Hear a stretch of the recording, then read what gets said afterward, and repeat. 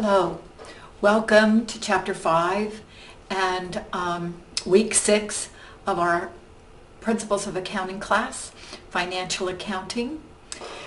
This week we're going to study accounting for inventories. Now last week we talked about the retail operations and a retail merchandising concern. We talked about buying, selling, storing, shipping, insuring goods. And in Chapter 5, we're going to turn our attention to the calculations for ending inventory and the calculations related to the concept of ending inventory. If these retail operations buy these goods and make them available for sale, that was beginning inventory plus purchases, make the goods available for sale to customers. Then when the customers buy goods, the goods are going to be going down. But at the end, there will be some goods left over. There will be some goods still in the store. And the goods that are still in the store are called ending inventory. And we're going to be learning how to calculate ending inventory, how managers have freedom to calculate ending inventory, and how we use that number that we determine for ending inventory in the cost of goods sold formula, and then in the income tax expense calculation to get the expense calculation, and then finally to get profit. So as we look at this topic, we can see there are many ways that we use this ending inventory number. The chapter begins on page 268 and 269 and gives you an introduction to inventory and has a very colorful picture there of a grocery store, a Safeway store, and you can see all the variety of vegetable inventories that they have. Now then on page 270 to 278, now that's a chunk of 9 pages, there's a statement about, there's information about inventories, and it begins by telling you that federal tax law in the United States allows for a cash flow assumption, allows for management to make a cash flow assumption about the flow of goods through the business, and that is purely a management assumption. It does not relate specifically to the flow of physical inventory through the goods, through the store. It just tells you what management assumes the cash flow to be. Now, when management's going to make this assumption, they actually have 4 choices. One is called specific identification. And as we talked in last chapter, when we have these powerful computers and these barcode sorters, we can very carefully, very closely as well, determine ending inventory. And certainly we believe it's reliable enough to drive purchases. But we do not have to use that for taxes. But you can use it as one option if you choose to. And that would be a specific identification of item for item.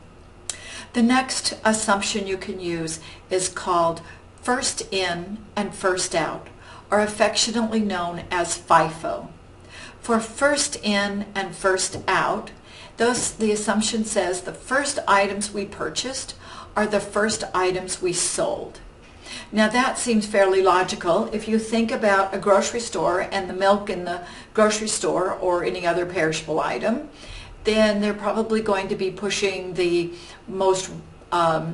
older, more perishable items of inventory. The older milk is going to get pushed to the bottom of the case, and the newer milk is going to get pushed, loaded into the back of the case. So that's first in, first out. And in some cases, management might want to use a FIFO, first in, first out inventory assumption.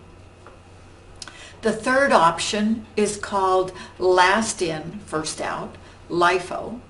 And if the business is making this assumption. They're saying the most recent items we purchased are the items we're going to sell first. And so an example of that might be if you picture a large manufacturing firm, and they have raw materials that are brought in by train, and the train dumps the inventory off of the train tracks down into the storage yards, and then the big cranes come along and lift the inventory out of there and put it into the production flow. Well, then the last ones that were dumped on the top are the first ones that are going to go into the flow. And so that would be an example of a last in, first out, Lifo. The fourth method is called weighted or moving average. Weighted average is how it's referred to in our book. And this is just an average cost of all of the inventory that comes in, weighted by the number of units that were purchased at that price point.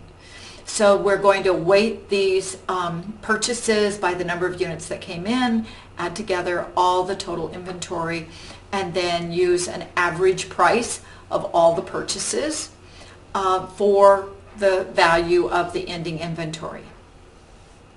Now, as I said, these are not those are examples of physical flow that could be reasonable enough to get these assumptions into the tax code, but they don't necessarily have to be to match the way that the inventory flows through the business. So we can then begin to make some arguments about why would management want to make a cash flow assumption that doesn't match the physical flow of inventory, but that they would want to assume that the inventory would flow that way. We're going to argue to you that management will make this decision based on if they think the prices are rising or falling. And if they think the prices are rising, they're going to probably pick a Lifo method because that will give them the lowest tax obligation to pay for expenses. So that management is making this decision based on the tax consequences, not on the physical flow consequences. And so management thinks that the prices are falling, they would pick Fifo. Their prices are going down, they'd want the first ones in to get matched into expenses and have higher expenses, lower net income, lower tax obligation. Now, if they think the prices are oscillating, they're changing throughout the period, they might want to then choose an average method because they could then mitigate some of these price changes when prices are going up and down. Now, I hope you can begin to see that management's assumptions are going to be based on how they perceive the cost flows to be coming into the business, rising, falling, oscillating, changing. Then they would make different assumptions. These assumptions are all demonstrated for you starting on page 271. So they're explained to you on page 270. And then on page 271, they start talking to you about how you would calculate these assumptions for management. Now, on page 271, they're talking about Lifo, Fifo, and weighted average, all three of them. And they're talking about the effects of cash flow on financial statements for the income statement. And they show you three here. And what you want to keep in mind is this is one given example, and all the conditions remain constant throughout this example. So everybody had the same beginning inventory, everybody had the same purchases, everybody had the same ending inventory. The only difference in these examples are if management assumed FIFO or LIFO or weighted average cost flow assumptions. And if they did, on page 271, the gross margin is $20 under FIFO, $10 under LIFO, and $15 under weighted average. So each cost flow assumption gives you a different gross margin. And then after gross margin, you'd pay the rest of your expenses, including taxes. And so the lowest gross margin would give you the lowest net income and the lowest income before tax. And it would give you the lowest tax obligation. And most managers would want to choose the lowest tax obligation. So when you're looking at these and you're wondering why management would be choosing between these, management will choose based on what they think is the tax obligation. Now,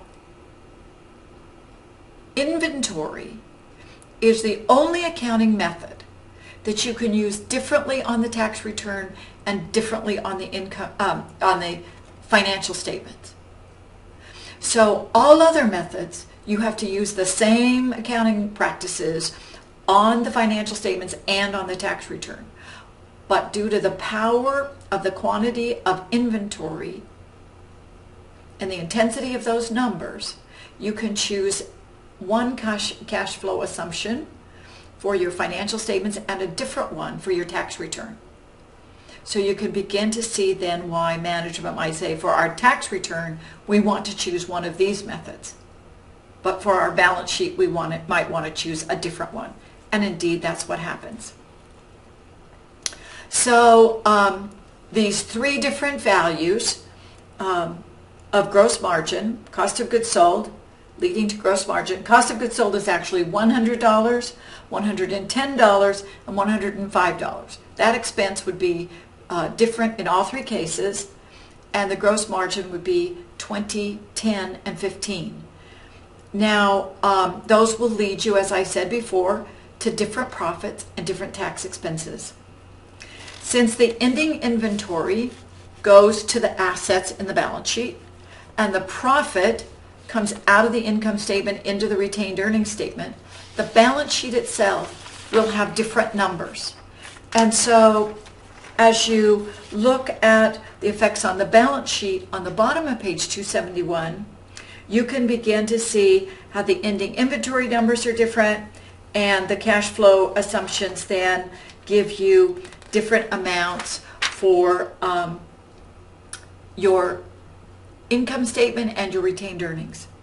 When we turn then to look at the check yourself example at the top of page 272, we begin to see that the management would be quite willing to look at different methodologies, because in this example, the numbers are the same distribution. Fifo is the highest ending inventory, biggest asset, smallest expense, but Lifo is the smallest inventory and the largest expense and the lowest profit and the lowest taxes. And then weighted average is just in the middle. So you can begin to see why management would be concerned about doing one method or another. When you look at allocating the layers of inventory into multiple quantities and multiple layers, there's a presentation there for you and an example about how much more complex this gets right away. So in all of these cases, we're going to try to allocate the goods available for sale between cost of goods sold and gross margin. So that's the split we're going to try to make. And indeed we are going to make. Now the three methods again are first in, first out, FIFO, first goods purchased, first goods sold. Lifo, last goods purchased were the first goods sold. And weighted average, the average price, the weighted average price given the cost and the number of units that were purchased at each of those costs. We'll calculate an ending inventory quantity. Then we'll calculate an ending inventory value. And then we'll use that value to determine cost of goods sold. Remember that the ending inventory number will go into the balance sheet. The cost of goods sold number, dollar number, will go into the income statement. So as you begin to look at allocating the cost of goods available, that starts at the bottom of page 272. And you'll be doing calculations just like this for all three of these methods in your Excel problem. And so you're going to want to begin to really study these calculations, as you'll have to be putting them into an Excel spreadsheet. Or you'll want to have this part of the book nearby when you're putting them into the Excel spreadsheet. So the first one is FIFO, and at the top of page 273 they tell you about a beginning inventory, 2 purchases, and the number of units sold. And then they show you the figures for goods available for sale, cost of goods sold, and ending inventory. And they work you through, they explain the mathematics to you there at the top of page 273. So you want to underline those formulas, circle those formulas, do something with those formulas so that you can get back to them very quickly and see how they're being determined. And their cost of goods sold then is split between cost of goods available between cost of goods sold and ending inventory. Now we have a subsequent, we have the very same information for FIFO, but remember the flow is reversed. So when you look at the goods out were the last ones we purchased. The first ones we sold were the last ones we purchased.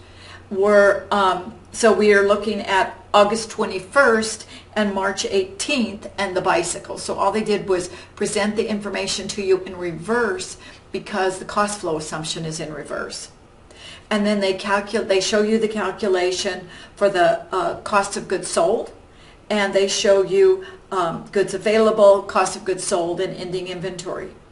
And then how the distribution is, and you can see it's quite a bit different. Again, much higher expenses under Lifo when you have these rising prices. And then for the weighted average, now here you're going to really have to look at the calculations at the top of page 274, because you're going to be taking these average values every time that you make a purchase. So as we look at these calculations, you're going to multiply the number of units you bought by a price to get the total cost of that purchase, and then you'll add together all the total costs of purchases, divide the total purchases by the number of units to get an average price. So you'll want to be looking at how those come out, again, right there in the middle. But the important formulas for you are at the top of page 274. Now they go into the effects on the financial statements, which I've covered lightly, but they show you the impact they discuss the impact of taxes.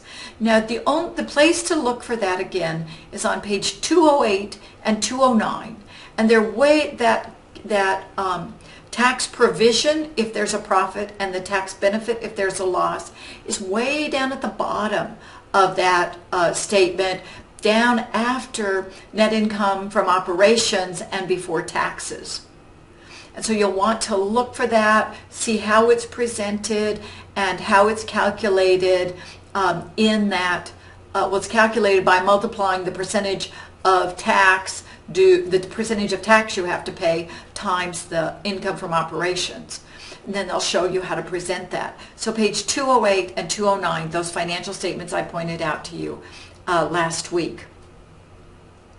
When we look then at the exhibit at the top of page 275, Exhibit 5.2, you begin to get a comparative financial statement of income statement, balance sheet, and cash flow statement differences comparing these three methods so you can begin to see that the results are quite different.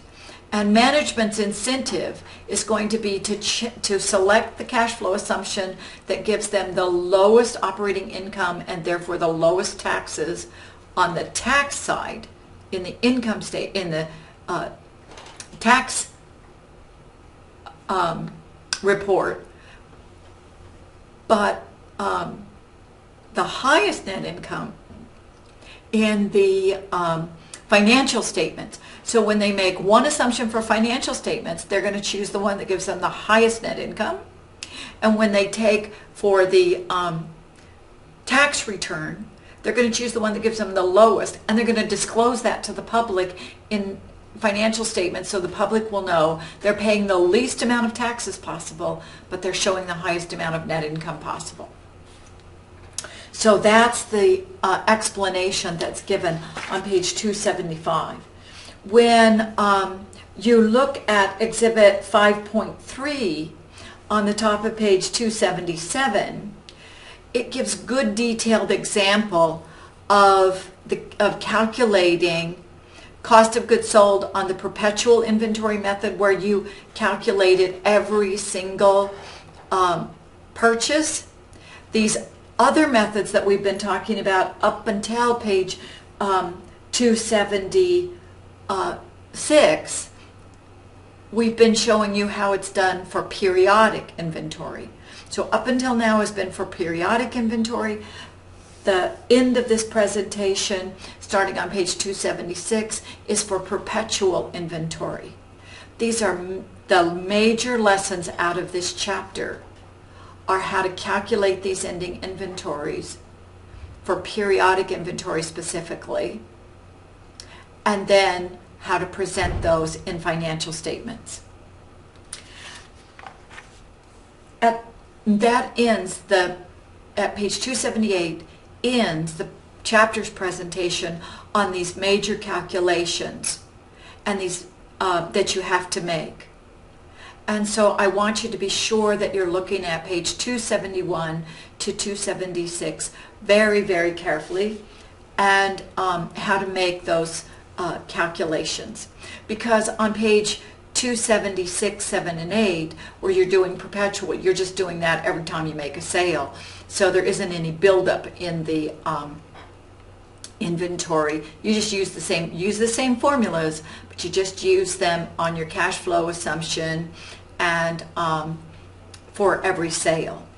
Now, page 278 at the bottom is a major concept for you, and it's called lower of cost or market. And generally accepted accounting principles, GAAP, says to you that you have to